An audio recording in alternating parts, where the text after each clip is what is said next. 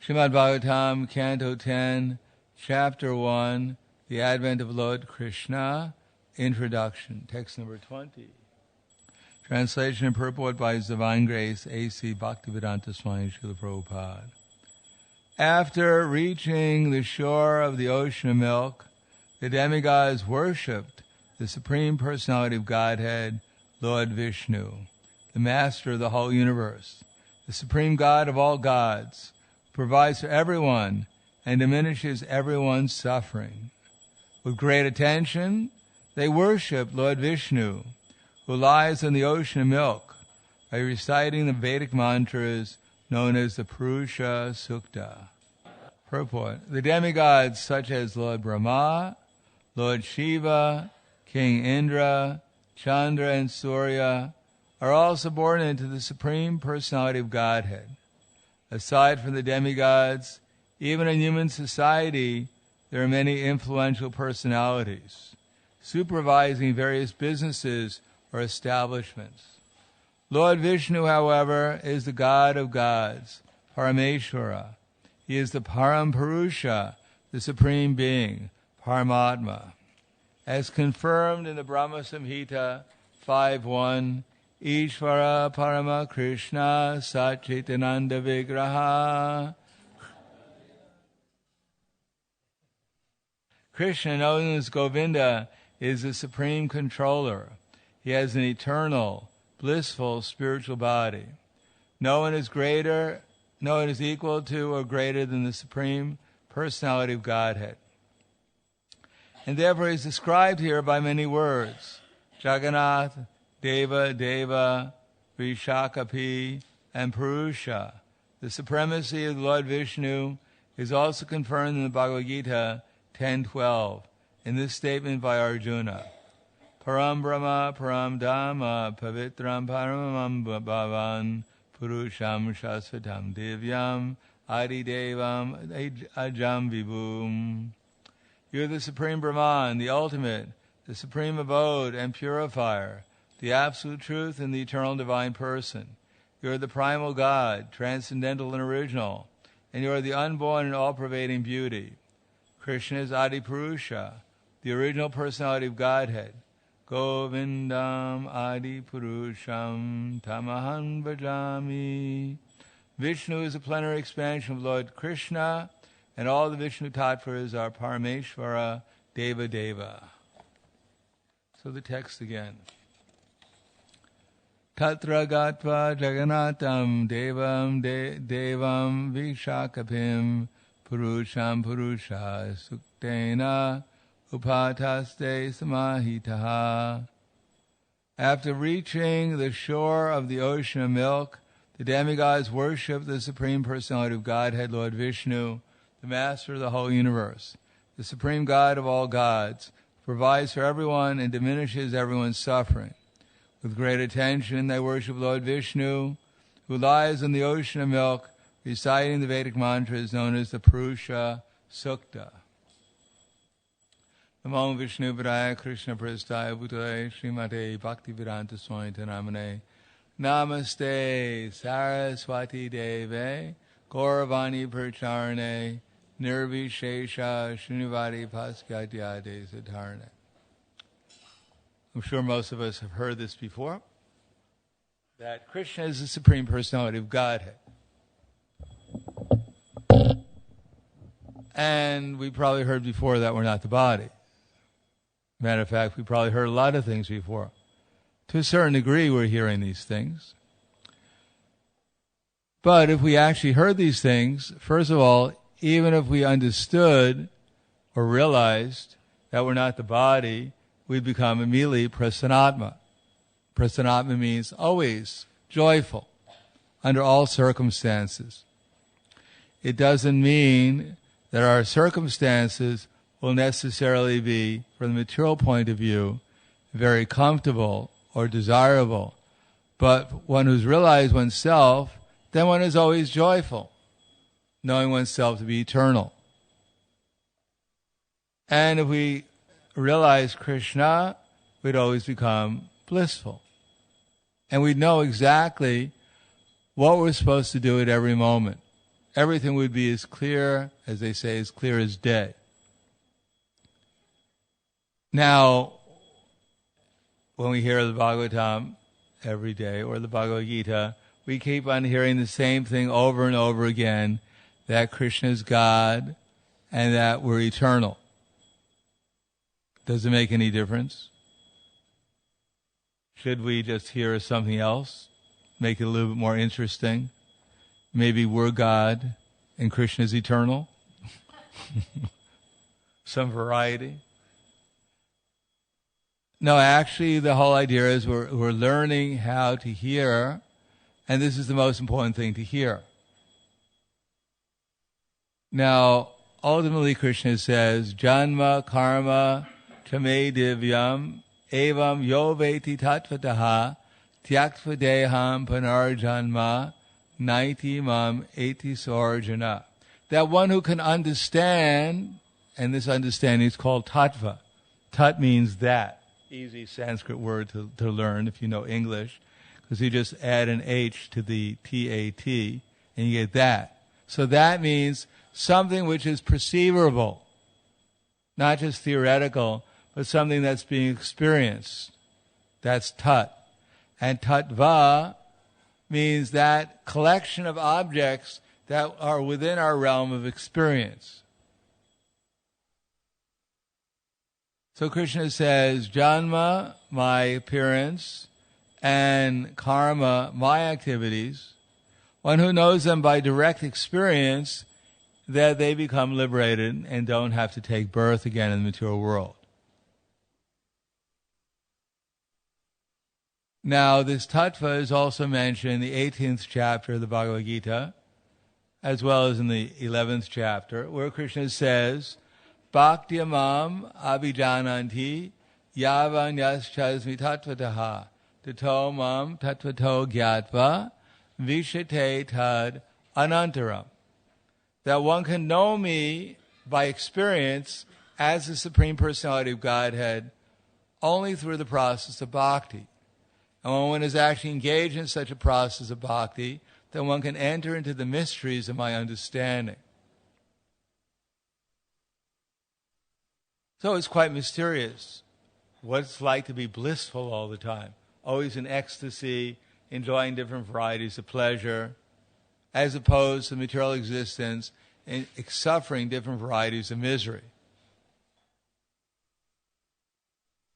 So it's quite mysterious. What would that life be like, where we're always blissful, always completely aware of everything in reality, never faced with the prospect of suffering, or never being fearful of dying or fearful of anything? What would that existence be like? So one has to become a little jignasu. Jignasu Shreya Uttama. The ultimate purpose of becoming inquisitive is not to find out who won the football game, or who's going to win the presidency, or how the war in Syria is going to turn out. That's not the ultimate inquisitiveness. It's Shreya Uttama. What is the highest stage of experience for us to actually want to come to that platform of experience? By direct experience. Now, in Bhagavad Gita, Krishna says that Tadvidi prani patena pari prashnena sevaya upadekshanti te jnanam jnaninas tattva darshanaha. So this tattva darshana, again we have the word tattva. This actual experience of Krishna's tattva darshana, direct experience of Krishna, is possible by becoming inquisitive about the Shreya Uttama. And we have to approach someone who knows the truth. So how do we know if someone knows the truth? Because if we give him a test, he can get 100%? No, one who knows the truth is one whose Prabhupada said is the most addicted to Krishna. At least we can understand if someone is always talking about Krishna, they must have some addiction to Krishna. But it's not just Krishna, it's Krishna's activities. And Krishna's activities that were displayed 5,000 years ago when he was here dancing with the gopis or playing with the cowherd boys or breaking the pot of yogurt, as we heard today, and running from Mother Jasoda. But these activities are all on the spiritual platform. Obviously, by breaking pots of yogurt, we're not going to become self-realized. Or we may try to dance with the deity of Krishna, but we won't go very far in terms of our self-realization. We may even take a rope and threaten Krishna. If you're naughty, I'm going to bind you with this rope. But this is all imitation. Therefore, Krishna came 500 years ago as Lord Chaitanya Mahaprabhu to show us how we ourselves, in this age of Kali, can practically utilize this present body, our present words, even our present thoughts, in such a way as to make progress in reviving our relationship with Krishna and therefore inspiring Krishna to reveal himself to us. We may have noticed that it is not simply external activities which oblige Krishna to reveal himself, nor is it even our correct perception of things. Why does Krishna reveal himself? Because he sees we're sincere and we're actually trying to develop what? Develop the desire to become part of his mission. That is, his servant. It is not really possible to progress in Krishna consciousness without progressing in the service attitude, and that service attitude is becoming absorbed in Lord Krishna's mission. Of course, Krishna has a big mission. The mission is everywhere. In this universe, in all the universes, 24 hours a day. And the mission is, we hear on two sides, Smarta Vyaksaratam Vishnur, Vismartak Jatuna Kinchit, Seva Sarva Vidi Nise Jasyur, Etayar Eva Kinkara. That one should always remember Vishnu or Krishna and never forget him. That's the Nishta, or Nishida, and the Veda. Sarva, Vidi and the Nisheda. That is, the Vidi is to always remember Krishna, Nisheda is never to forget him. But we can try to do that. It may become a little difficult. Just like one devotee I know, or I knew, he decided he was always going to remember Krishna. So he got this harmonica stand that he play harmonica with, and he put the Mahamantra in front of his eyes. So everywhere he looked, he could only see the Mahamantra. That's one way of trying to remember Krishna. He wasn't very successful, though. Just like you may paint the Hare Krishna mantra in the back of your eyelids, so every time you blink, you see Krishna. But it may not be very successful. In his particular case, he was chanting Hare Krishna and walking around the temple room all day long with his harmonica stand with the Hare Krishna Mahamantra in front of him.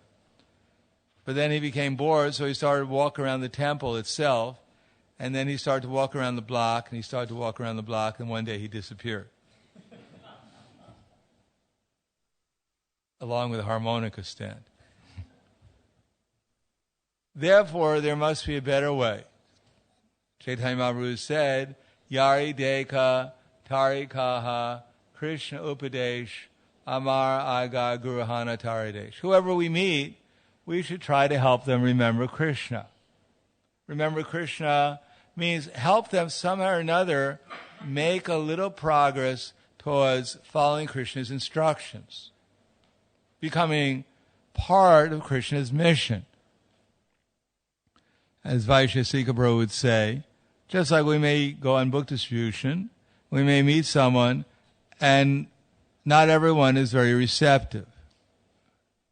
But even if they don't stop, even if they don't take a book, even if they don't give a donation, still we try to be positive and friendly towards them in the hope that somehow or another they appreciate someone being positive and friendly towards them.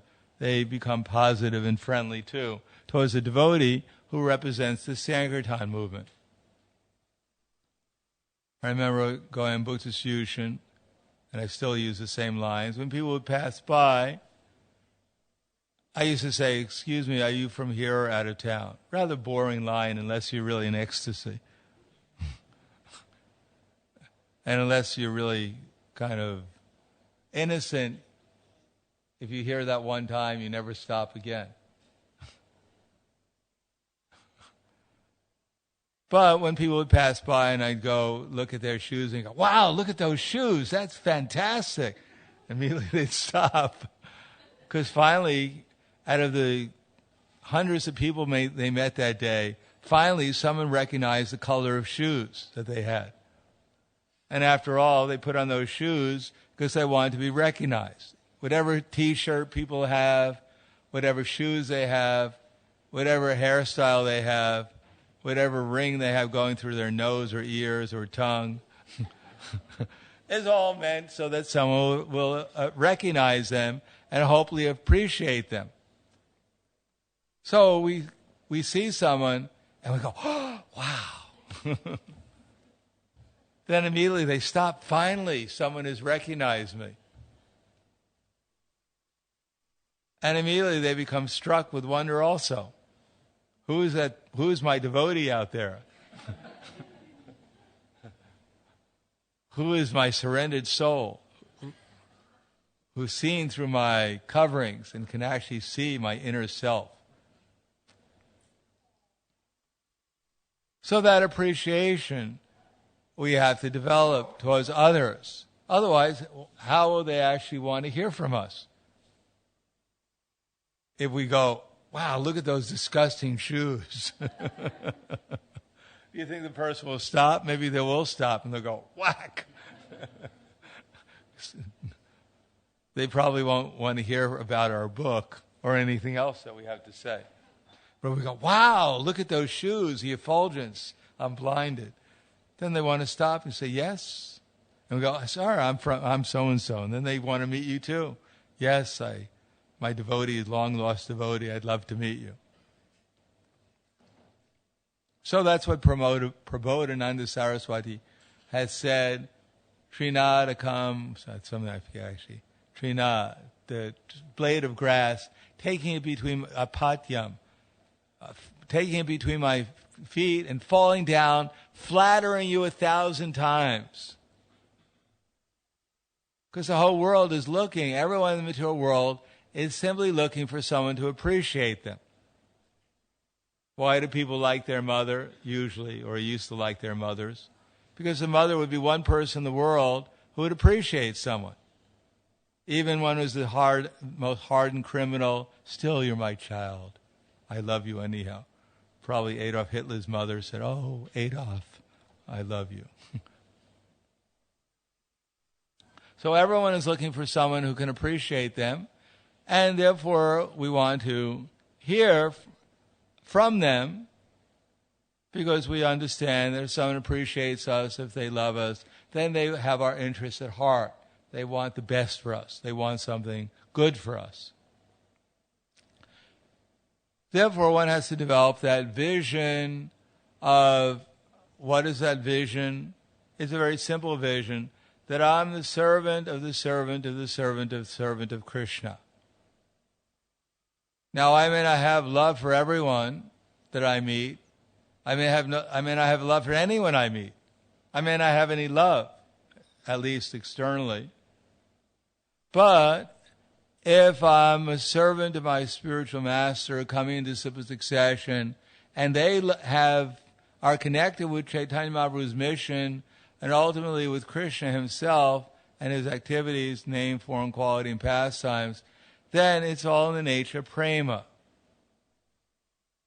Nitya Siddha, Krishna prema, Sadhakavanoi, Shravanadi, Shudachite, Karya Udai. That, for one who's actually awakened love for Krishna within the heart, then they love everyone in relationship to Krishna. So we contact our spiritual master in disciple succession, not just their forms, but their instructions, coming into their vision, a reality, their activities in the midst of that vision. They're trying to spread the Sankirtan movement. We appreciate our spiritual authorities not because of the way they look, or the way they sing, the way they talk, but how much they're absorbed in trying to spread the Sankirtan movement. When Jayadvaita Swami and Satsvarup Maharaj were walking with Srila Prabhupada on a morning walk, it was mentioned about Jayadvaita Swami asked Srila Prabhupada, I see, or we see, sometimes the spiritual master seems to make mistakes. He misquotes verses, he may fall asleep, but how are you to understand this if the spiritual master is perfect? Just like one boy at 26 Second Avenue, he came into 26 Second Avenue and probably was giving class, and he stood up and said out loud, he said, they tell me this man is perfect, but he's wearing glasses. How can he be perfect? And then he left. That's why I don't wear glasses. No.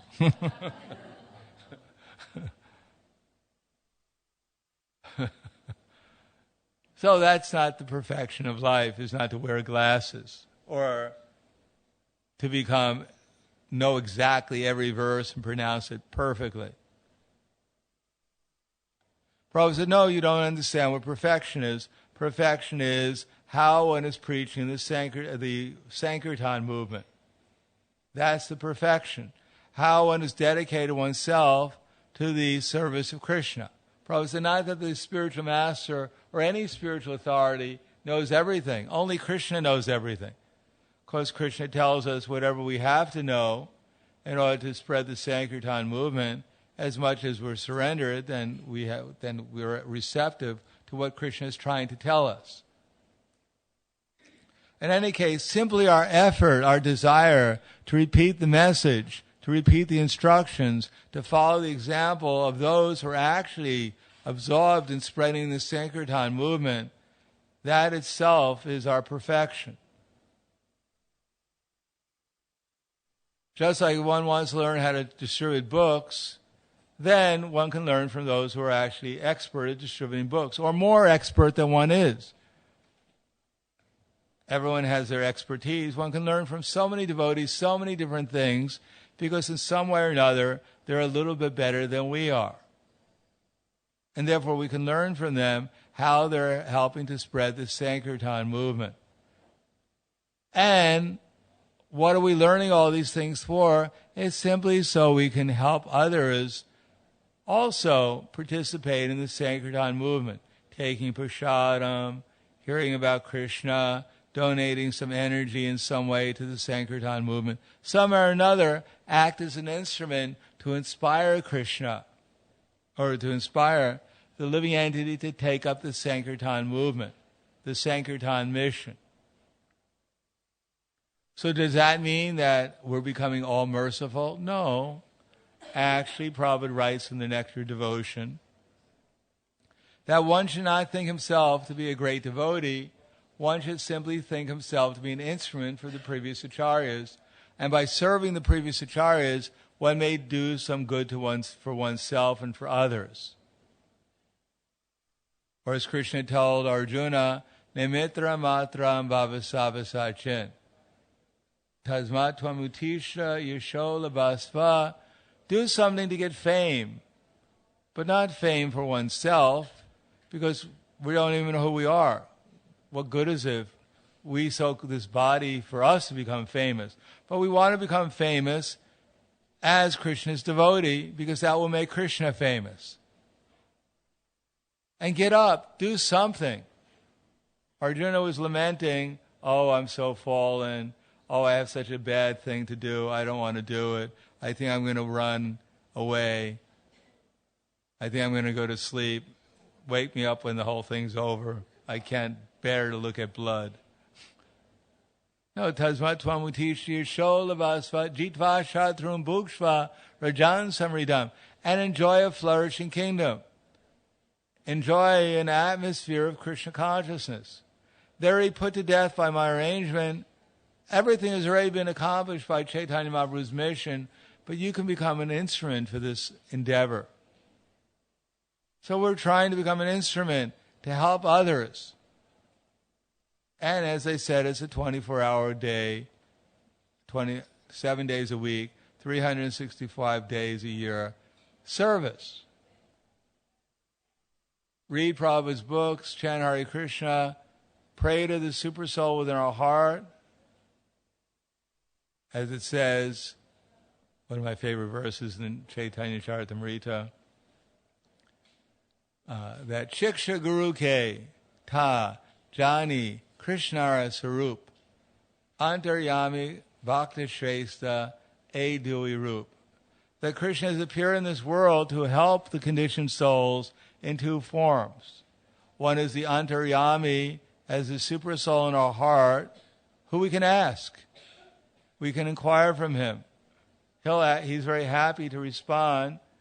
Either he'll give us intelligence directly, or he'll tell us who to inquire from, or he'll tell us where to go in the scriptures to find the answer to our questions. And externally, Krishna's appearing as the best of the devotees, who's engaged in unalloyed, uninterrupted service to Krishna. He can tell everyone, whoever he meets, he can tell them exactly what to do under all circumstances, so that one can become more enthusiastically and more consistently engaged in Krishna's service, and therefore awaken one's love for Krishna. So we may not be on that platform, but if we follow such a liberated person's instructions, then gradually we'll get realizations, and we'll be able to give those realizations to others also, and help them make further progress. Therefore, our real meditation, 24 hours a day, is what am I supposed to do right now in order to help spread the Sankirtan movement? That may mean I'm supposed to go to sleep right now. Not that I don't go to sleep anymore, because 24 hours a day I'm going to serve the Sankirtan movement and, whatever I'm going to do all day long, and now I'm stirring the pot of rice or the pot of dal, and I fall into the pot of dal because I fall asleep spreading the Sankirtan movement. Now I'm in the hospital preaching to the nurses.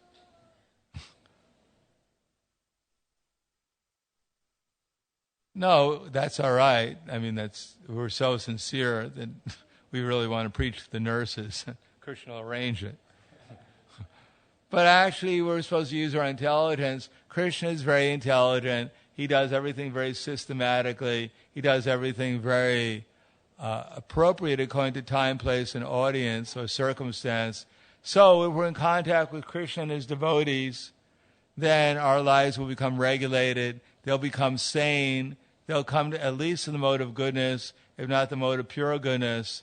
And we'll become joyful. We'll become convinced.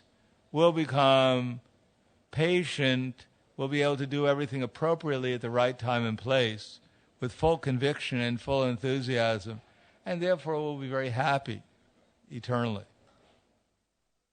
So in summary, if we want to understand Krishna, we have to take shelter of the example and the instructions of those who have perfectly taken shelter of the example and instructions, and therefore are able to teach us how to see those instructions and example in so many living entities, so many devotees, so many different, even living entities, and take them as our instructors, and take them as an opportunity to act as instruments for the previous acharyas to help every living entity make progress in their relationship to Krishna somehow or another. And the more we become sincere like that, then the more Krishna will empower us, give us intelligence, so that we can become instruments. We can get out of Krishna's way. We can give up our material desires to become prominent in this world, to become the center of attraction, to enjoy the material energy through our senses, and still, instead, we can make Krishna in everything we're doing the center, make Krishna's happiness the center of our attention, and therefore actually make our lives sublime and fruitful. So, I'll stop there. Thank you. Hare Krishna. Any questions? Comments?